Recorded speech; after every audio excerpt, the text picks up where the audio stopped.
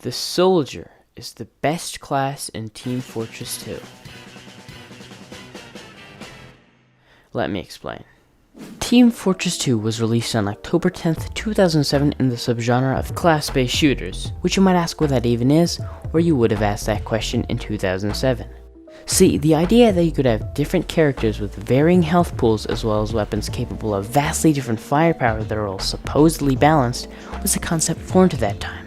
And I don't say this to prove I'm mentally capable of reading the TF2 Wikipedia page, but to forgive whatever mistakes might have been made in his core design, which leads into my first point. Hey, somebody keep track of our heads, Paladin? Boink! The skill requirement of any and all classes is a conversation constantly disputed among the TF2 community. Which class has the highest or lowest skill gap, which class is the hardest to master, and as we all know and love to use as an insult, which class takes no skill. Scout is the best. Everyone should worship him in his big bat. Oh, yeah! I don't know how it did it, but this actually makes me more handsome! Now, I like to believe all classes in this game are distinct enough to have incredibly varied skill gaps and skill requirements, but many are far more lenient in what you can do from the get-go.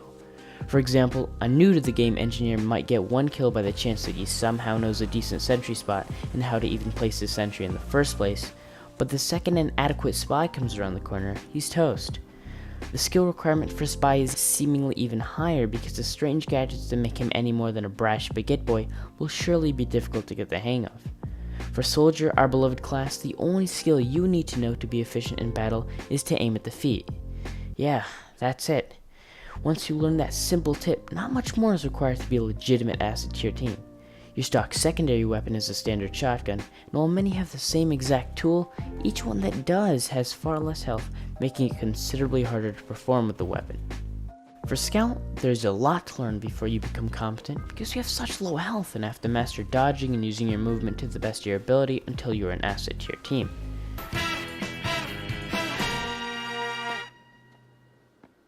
Ni siquiera sé por dónde meterte mano, pero ¿tú sabes con quién te metes?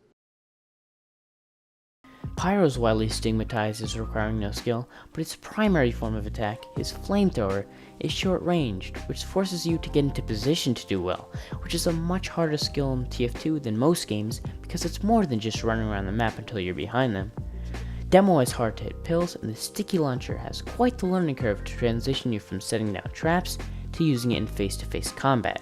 See, all classes have some sort of skill requirement to be useful to your team, but personally, if I was playing with a new to the game player who I wanted to be as useful as possible, there's no doubt I wouldn't tell them to play soldier.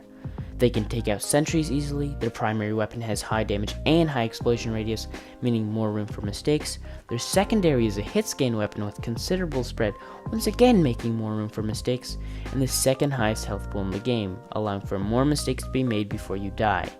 And you might say, if you have only a few hours in this game, yeah, soldier seems the best bet, but how about once said player picks up the game and gets addicted to it like all of us? Is he still top dog? And to that, I have to say very, very much yes.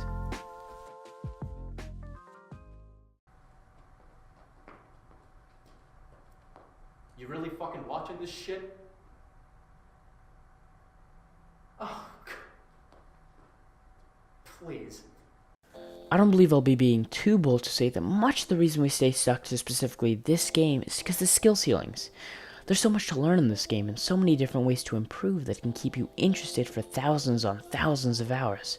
Engine-based skills like rocket jumping, sticky jumping, sentry jump, okay, just a whole lot of jumping, tripping, and trick stabbing are all major reasons to main a class and invest so much time into the game to understand the limits of their power.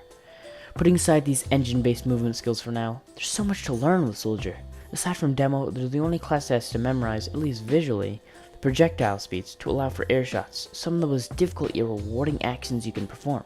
One of the bigger things that you must know even more so than other classes is the positions of health packs around the map, kinda like how spies and engineers should know where the ammo packs are. Yes, all players of all classes should know where these pickups are, but generally, a spy will need them to stay cloaked while behind enemy lines, an engineer will need them for a fast and precisely timed setup period, and a soldier will need them to counteract the damage they receive from rocket jumping. Rocket jumping is probably one of the most beloved things of all of TF2. In terms of depth of skill, I'd say the only mechanic that surpasses it is trick stabbing. In fact, there are tons of dedicated servers committed to making you better at rocket jumping, and tons of Steam groups, guides, and videos teaching people how to improve. There's pogo jumps, wall jumps, sink jumps, all types of techniques to get from one place to another, and all encased in a very particular skill for a very particular class. Its use in actual games is even more intriguing because it transfers the soldier, which was, basing off of his design, a relatively slow heavy hitter, kinda like a miniature heavy, into the most mobile class in the game.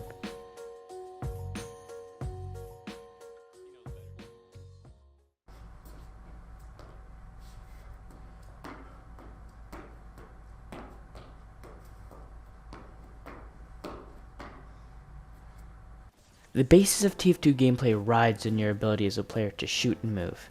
The main controls allow WASD and the spacebar for movement, and mouse 1 and sometimes mouse 2 for shooting. Now that we know Soldier has an excellent ability to shoot people, let's see why he's one of the best at movement as well. Some of you will pre-fire this argument with the fact that Soldier's base speed is 80%, the second slowest in the game, and to that I have to say you're right. But if base speeds were the only judge of mobility, Scout would probably be the most overpowered class in the game. We don't need any more Scout mains now, do we? As I stated previously, Soldier has the amazing ability of rocket jumping, to which you might counter-argue with the fact that Demo has sticky jumping and Scout already is the fastest class in the game. Because it's simpler, I'll address the Scout argument first. While Scout may run at a base speed of 133% and can perform a double jump, these are really the limits of his mobility. Yes, the Babyface's blaster allows you to run a bit quicker at 173 base speed, but it's been a weak weapon anyway ever since the major nerfs of gunmetal. The Atomizer isn't a half bad pick, which allows you to triple jump while yielding it, but there are simply so many better options, especially in competitive play. The Soldier, on the other hand, can go virtually any speed off of wall jumps and pogos that it's almost ludicrous to even compare the two. On top of that, even a triple jump via the Atomizer combined with a soda popper during hype mode cannot shoot you high enough to compete even with the most basic of rocket jumps. Now, demo jumping is a little bit of a different story. I feel it can be best explained with the fact that you see 10 times more Soldier players rocket jumping than you see demo players sticky jumping. The demo's ability to sticky jump is weakened by the fact that the damage he takes is very similar to the Soldier, yet he has 25 less health. While this may seem a negligible difference, it means that most of the demo's jumps will take him down to at most about 2/3 of his original health, while the Soldier would have about 3/4, assuming they're both using default loadouts. This, along with the fact that demo stickies are harder to jump with, his pogoing is more difficult, it brings you too close to death, and the fact that he has no items to negate his damage aside from the sticky jumper, which removes your primary weapon, makes him simply not as good as the Soldier at the mobility aspect. The Soldier's ability to rocket jump is so versatile and so applicable to all situations that you can find yourself in, which makes him the most mobile class in the game. Oftentimes players underestimate how important mobility is, but just look at the meta made 6's lineup. Is there a single class aside from Medic that doesn't have great mobility? No, because power equals speed, which is guaranteed. Yeah, demo jumping can move you a little bit quicker, and Scout can sprint at a higher base speed, but the applicability of rocket jumping has no limit and provides a solution to any need for speed. Alas, my final point.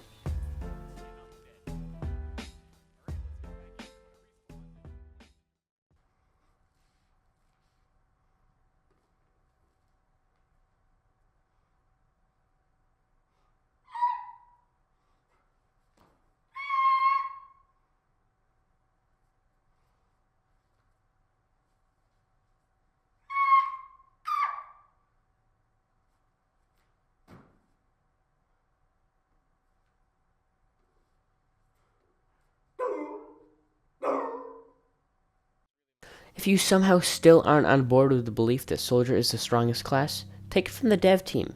They may not have directly said it, but what Soldier gets in terms of gameplay content is immense compared to the other classes.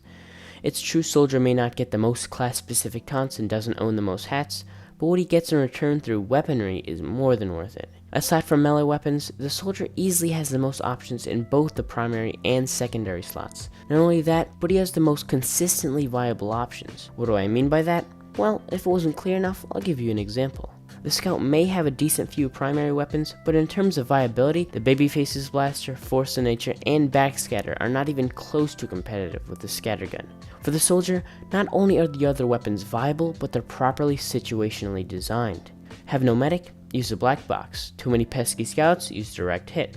Too many enemies stack in the cart, use the beggar's bazooka. Don't want to practice rocket jumping, use the rocket jumper. Too much space to cover and not enough health to do so, equip the gun belts. Want to do more damage, use the buff fit. Want to suck? Use the panic attack. These incredibly simple concepts which translate directly into items are the best way to design them. Simplicity is key when designing weapons because you want the player to take your basic idea and expand upon it however they wish. To have a general guideline and have much of the weapons use lying in however the beholder wants to use it is how items should be made in such an individualistic game like Team Fortress 2. If you couldn't already tell, they're also all really good and have dozens of interchangeable, incredible sets to use to play just how you wish. The shotguns provide a sturdy plan B when plan A doesn't go according to plan. The boots allow you to focus on your primary weapon and generally help with your ability to survive and allow you to become even more mobile than you already are. Now the backpacks, in my opinion, are worthy of some sort of item creation award because of how excellently they were made. They're like a mini ultimate ability the soldier can get multiple times in life to rally a team together and give them a slight advantage over their adversaries. We don't need the soldier to equip the team captain to know he has the ability to unite the entire team towards victory. He's the one class who undeniably has the best set of primaries and secondaries, which allow him to be played in a variety of different play styles and give the player the freedom to take whatever approach they wish.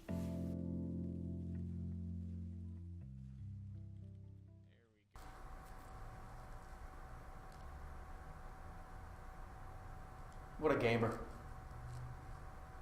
What a god of a gamer, seriously. This is the best part. Shh, stop talking, this is the best part. Nice. So what does all this mean for TF2? Nothing. Even if you and the rest of the great people of TF2 miraculously got hold of this video, don't forget to share the video, and did agree with my opinions and everything I stated, the game would not change in the slightest. You see, I am not the first, and definitely will not be the last to bring up this topic. In fact, much of my reasoning as to why Soldier is so good is for the fact that he is such a great class to invest your time into, not because of direct impact within the match. We've already known the strongest and most useful class in the game is the Medic, and we already know Spy, even more so in recent years, is undoubtedly one of the worst classes in the game. But you tell me the last time you've seen, in a regular match scenario, a time where there were more medics than spies on your team. Heck, you'd be surprised to find even a single medic and less than a few spies on your team. The TF2 community does not care for who is the most powerful in the game because the slight differences one may hold over another will never be enough to beat out who they like to play. In most games, a revelation of the strongest class or gun could destroy the experience for everyone, but for TF2, it's a little different, and that's why it's still going strong a decade after release. Thanks for watching. See you later, guys.